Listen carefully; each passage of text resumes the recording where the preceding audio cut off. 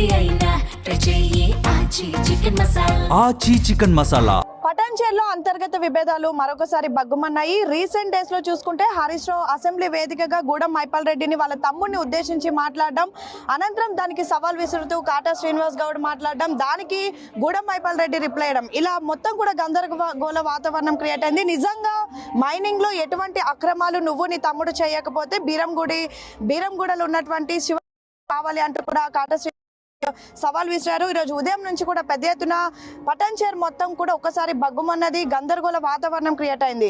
కాసేపటి క్రితమే Narsingi police station నుంచి కాటా శ్రీనివాస్ గౌడ్ వచ్చారు. ఒకసారి అడిగి తెలుసుకుందాం. ప్రధానంగా మీరేమో ఒకవైపు నిజంగా అక్రమాలు చేయకపోతే శివాలయంకి రావాలి అంటూ సవాల్ విసిరారు. దానిపైన గూడెం మైపాల్ రెడ్డి ఇప్పటి వరకు ఎలాంటి స్పందన కూడా లేదు. ఎలా చూస్తారు ఇదంతా? ఇప్పుడు ఆయన మన ప్రెస్ మీట్ పెట్టిన దాంట్లో, ఆయన మాట్లాడిన దాంట్లో ఎక్కడ కూడా ఒక పస లేదు, ఒక ఆధారాలు లేవు. ఖాళీ తెల్ల పేపర్లు కాగితాలు ఊపడం తప్ప ఎక్కడ కూడా ఏ ప్రెస్ కానీ ఎక్కడ కానీ ఇక్కడ ఆధారాలు చూపించలేనటువంటి పరిస్థితి.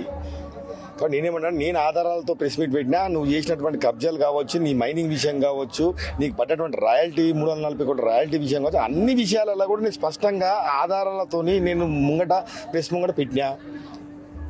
కాబట్టి నీకు ఖచ్చితంగా మనం పడ్డటువంటి విషయం ఏదైతే మైనింగ్ విషయంలో నువ్వు మాట్లాడుతున్నావో, మైనింగ్ విషయంలో నీ తవ్వకాలు వాస్తవమే, నువ్వు ఎక్సెస్గా తవ్వింది వాస్తవమే. అధికారులు వచ్చి అక్కడ మొత్తం కూడా చేస్తే నువ్వు దాదాపుగా 10 ఎకరాలు అదనపుగా 3 హెక్టార్లు తవ్వినందుకు దాన్ని రాయల్టీ వేసిర్రు, రాయల్టీ కొట్టినామని చెప్పి రాయల్టీ దానికి 10 ఇంతలు చట్టపరంగా ఎలా జరగాలనో, ఎలా ఉంటుందో, ప్రభుత్వాలు ఏమన్నా ఉండొచ్చు. ప్రభుత్వాలు ఈరోజు ఈ ప్రభుత్వం ఉండొచ్చు, రేపు వేరే ప్రభుత్వం ఉండొచ్చు. ప్రభుత్వాలకు సంబంధం లేదు. ఇది అధికారులు మాత్రం వాళ్ళే ఉంటారు కదా, చట్టాలు మాత్రం అవే ఉంటాయి కదా, చట్టాలు అయితే మార్పులు ఉంటాయి కదా. నువ్వు చేసిన దానికి, నువ్వు చేసిన తప్పుకి ఏదో ప్రభుత్వమో కావాలని చేసింది అనేది తప్పు. మైనింగ్ చేశారు అని మీరు బాజాప్తా చెప్తున్నారు, దానికి సంబంధించినటువంటి డాక్యుమెంట్ కూడా చూపిస్తున్నారు. కానీ అదే మైనింగ్ చేయలేదు, తన పైన తప్పుడు కేసులు పెట్టారంటూ హరీష్ రావు అసెంబ్లీ వేదికగా మాట్లాడడం ఎలా చూస్తారు మీరు? అదే కదా హరీష్ రావు గారికి నేను సూటిగా అదే చెప్పిన. నేను హరీష్ రావు గారు, మీరు అసెంబ్లీలో ఒక పవిత్రమైనటువంటి దేవాలయం లాంటి ఉన్నటువంటి ఈ అసెంబ్లీలలో ఒక ఉద్యమకారుల గురించి, లేక గతంలో ఉద్యమం సమయంలో లాఠీ దెబ్బల దినోళ్ళ గురించి, లేక ఉద్యమం సమయంలో జైలుకు వచ్చిన వాళ్ళ గురించి మాట్లాడితే బాగుండేది. కానీ ఇలాంటి వాళ్ళు, దుర్మార్గులు, ఈ ప్రాంతం మొత్తం కూడా అరాజకాలు, దౌర్జన్యాలు, ఈ ప్రాంతం మొత్తం కబ్జాలు చేసినటువంటి ఇలాంటి లంగల గురించి మాట్లాడడం, మీరు ఒకలా తుచ్చుకోవడం సిగ్గుచేయడం అని చెప్పిన. నేను తప్పేం చెప్పినా అని అడుగుతా ఉన్నా. ఈయన మైనింగ్ చేసిన విషయం వాస్తవం కాదా అంటే ₹1 పావులన్న విషయం కాదు కదా, అది చిన్న విషయం అని మాట్లాడారు మీరు. ఈరోజు 340 కోట్ల రాయల్టీ కొట్టినటువంటి ఈ దుర్మార్గుడు ఈరోజు నా పైసా తెలియదు, నేను ఏ పాపం చేయలేదు అని చెప్పి ప్రెస్ ముంగడికి వచ్చి మాట్లాడుతూ ఉన్నాడు. ఈరోజు అధికారికంగా ఆల్రెడీ నీకు అధికారులు నీ తమ్ముని జైలు వేసేటప్పుడు నీకు అన్నీ కూడా ఇచ్చారు కదా.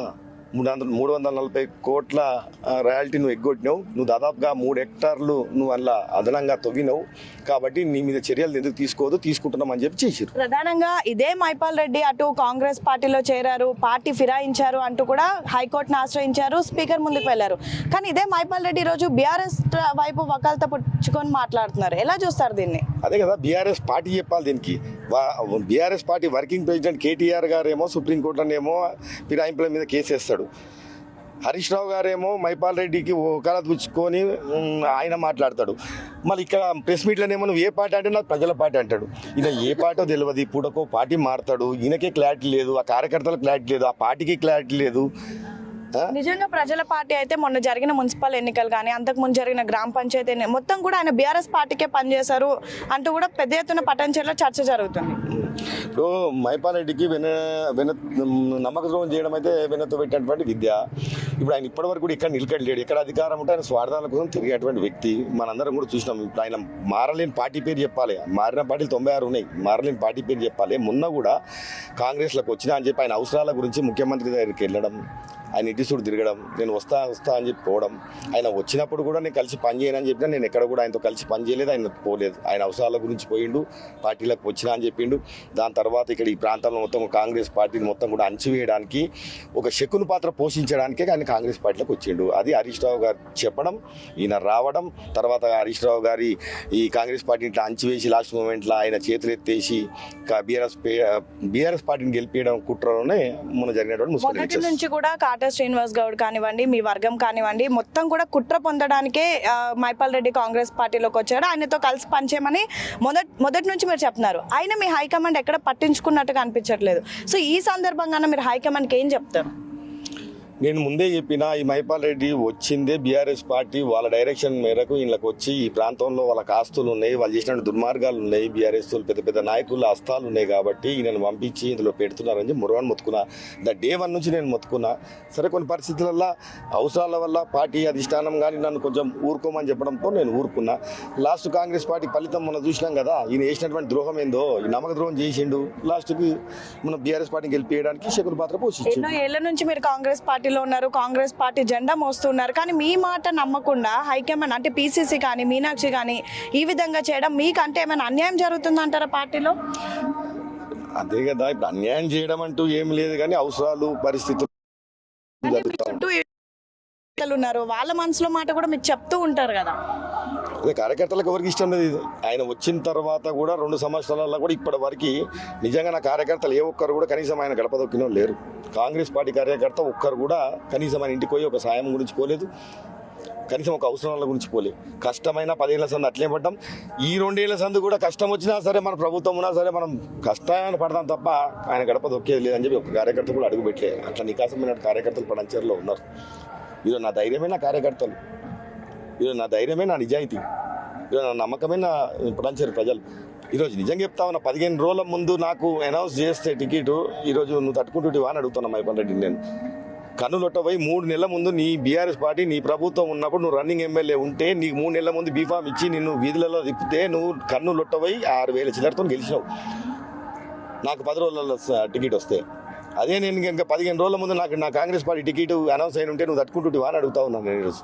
బీఫామ్ విషయంలో అన్యాయం చేసినా, తర్వాత అన్యాయం చేసినా కాటా శ్రీనివాస్ గౌడ్ ఇంకా కాంగ్రెస్ పార్టీని నమ్ముకొని ఉన్నారు. మరి ఇలాంటి పరిస్థితుల్లో అన్న పీసీసీ దృష్టికి కానీ మీనాక్షి దృష్టికి కానీ మరొకసారి తీసుకువెళ్ళే అవకాశం ఏమైనా ఉందా? వాళ్ళతో ఏమైనా కలిసి మాట్లాడతారా? అనేక సందర్భాలలో నేను చెప్పడం జరిగింది, వివిధ కంప్లైంట్ రూపాలను చెప్పడం జరిగింది. ఉన్నటువంటి కాంగ్రెస్ కార్యకర్తలు కూడా ఇన్ఛార్జ్ దృష్టికి తీసుకెళ్లడం జరిగింది, పీసీసీ గారి దృష్టికి కూడా తీసుకెళ్లడం జరిగింది. మేము కూడా చూసాం అనేక సార్లు వీళ్ళంతా గాంధీ భవన్ మెట్లెక్కారు. మీ ఆవేదన కంటే వాళ్ళ ఆవేదన ఎక్కువ ఉంది, అయినా పార్టీ ఎటువంటి స్పందన లేకపోవడం ఎలా చూస్తున్నారు మీరు? చూద్దాం. 10 ఏళ్ల సంది అయితే ఒక కార్యకర్తనే కొట్లాడుతా ఉన్నా మైపాల్ రెడ్డి మీద. ఈ 2 ఏళ్ల సంది కూడా మైపాల్ రెడ్డి మీద ఒక కార్యకర్తనే కొట్లాడుతున్నా. ప్రభుత్వం లేనప్పుడు కూడా కొట్లాడినా, ప్రభుత్వం ఉన్నప్పుడు నుంచి కూడా కొట్లాడుతున్నా. చూద్దాం వాటి నెక్స్ట్. పార్టీ నుంచి సపోర్ట్ ఉన్నా లేకపోయినా మీ కొట్లాట అయితే ఇలానే ఉంటుంది.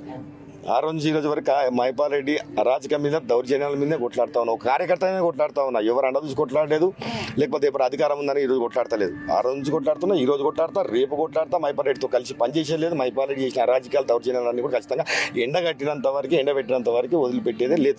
చివరిగా ఈ రోజు ఉదయం నుంచి సిచ్యువేషన్ చూసుకుంటే అధికారంలో మీ పార్టీ ఉంది, కానీ పోలీసులు మిమ్మల్ని హౌస్ అరెస్ట్ చేశారనేది పెద్ద ఎత్తున పటంచేరులో చర్చగా జరుగుతుంది.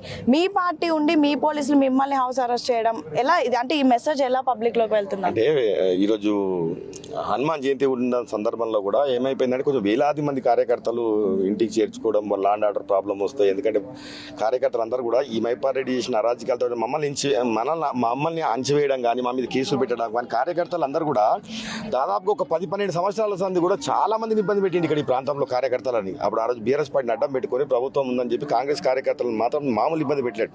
కొంతమందికి భూమి విషయాలలో కావచ్చు, కొంతమంది ఇండ్ల విషయాలలో కావచ్చు, అనేక రకాలుగా వాళ్ళని మొత్తం ఇబ్బంది పెట్టిన ఆర్థికంగా కానీ ఇంకో విషయాలు. అందుకని వాళ్ళందరూ కూడా ఎక్కడ ఈ ఉమేషనల్లో ఏమైనా జరగకూడదు, జరిగితే బాగుండదని ఒక ఆలోచనతో వారు ముందస్తుగా పైకెళ్ళి వాళ్ళకు ఉన్నటువంటి ఇంటెలిజెన్స్ ఆర్డర్తో వెళ్ళకూడదు అని చెప్తే అయినా కానీ నేను తెగిడిచి రోడ్డు మీద దాకా రావడం జరిగింది. కానీ కొన్ని పరిస్థితుల వల్ల వాళ్ళందరూ కూడా నన్ను హౌస్ తీసుకుపోయి అరెస్ట్ చేసి నార్సింగ్, పోలారం ఇవన్నీ తిప్పుకుని నార్సింగ్లో వదిలిపెట్టినారు. ఈరోజు అది కూడా మంత్రి గారు వస్తున్నారని చెప్తే ఇక్కడికి పోలీసు వాళ్ళు పోలీసు వాళ్ళతోనే వచ్చింది. నేను పోలీసు వాళ్ళు నాకు పంపించిన వెంబడి మీరు ఎక్కడ పోతారని చెప్పేసి. సో చివరిగా మీ డిమాండ్ ఏంటి ఈ విషయం? ఏ డిమాండ్ అన్నా నేను ఈరోజు ఒకటే మేడం, నేను ఏమంటున్నా అంటే నేను ఏదైతే నిన్న ప్రెస్ మీట్ నేను పెట్టిన విషయంలో కావచ్చు, నువ్వు ఆరోపణలు నువ్వు చేసిన విషయంలో కావచ్చు, ఈ రెండుటి మీద కూడా నేను స్టాండ్ అయి ఉన్నా అని చెప్తా ఉన్నా. నువ్వు చేసిన ఆరోపణల మీద నువ్వు స్టాండ్ అయి ఉండాలి. నీ దగ్గర పసలేని ప్రెస్ మీటు, ఆధారాలు చూపలేనటువంటి ఎమ్మెల్యేవు నువ్వు, అసమ్మర్థ ఎమ్మెల్యేవు నువ్వు, ఎక్కడ కూడా ఆధారాలు లేవు. ప్రెస్ మీట్ పెడితే తిట్టడానికి ప్రెస్ మీట్లు పెట్టొద్దు. 2 సార్లు 3 సార్లు అయినా అని చెప్పి స్క్రిప్ట్ ఇస్తే చదివేటోడు నువ్వు. నీకేం తెలుసు? రాజశేఖర రెడ్డి ఎప్పుడు చనిపోయాడో తెలియదు నీకు, నీకు లీజ్ ఆర్డర్ ఎప్పుడు వచ్చిందో తెలియదు నీకు. రాజశేఖర రెడ్డి చచ్చిపోయినప్పుడు 2 సెప్టెంబర్ 2009 చచ్చిపోతే ఈయన 10 ఒకసారి ఇచ్చినా అంటాడు, 11 ఒకసారి ఇచ్చినా అంటాడు, 12 ఒకసారి ఇచ్చిన. ఏ సంవత్సరంలో ఇచ్చిన కూడా అవగాహన లేనటువంటి ఎమ్మెల్యే. కాబట్టి 11 అక్టోబర్ పర్మిషన్ ఇచ్చాము. అయితే ఇవన్నీ కూడా ఆయనకు అవగాహన లేని మాటలు. ఈయనకు ఏం చేస్తాడో తెలియదు. కేవలం నేను చెప్తా ఉన్నా కదా, నేను ఏవైతే మాటలు మాట్లాడినో దాని మీద స్టాండ్ అయిన గుడి మీదకి వస్తా అని చెప్పినా నా మీద అనేక రకాలుగా ఆరోపణలు చేశాడు. అన్ని కూడా గాలి మాటలు మాట్లాడినటువంటి పరిస్థితి, ఎక్కడ కూడా పసలేనటువంటి మాటలు మాట్లాడినటువంటి పరిస్థితి. నన్ను కేవలం నా మీద ఏదో ఒకటి బురద లేస్తే వాడు దూసుకుంటాడు, పాపాన వాడు పోతాడు, దాని మీద రాసుకుంటూ పోతుంటాడు అనేది ఆయనకు ఆలోచన. నేను వదిలిపెట్టేది అయితే లేదు.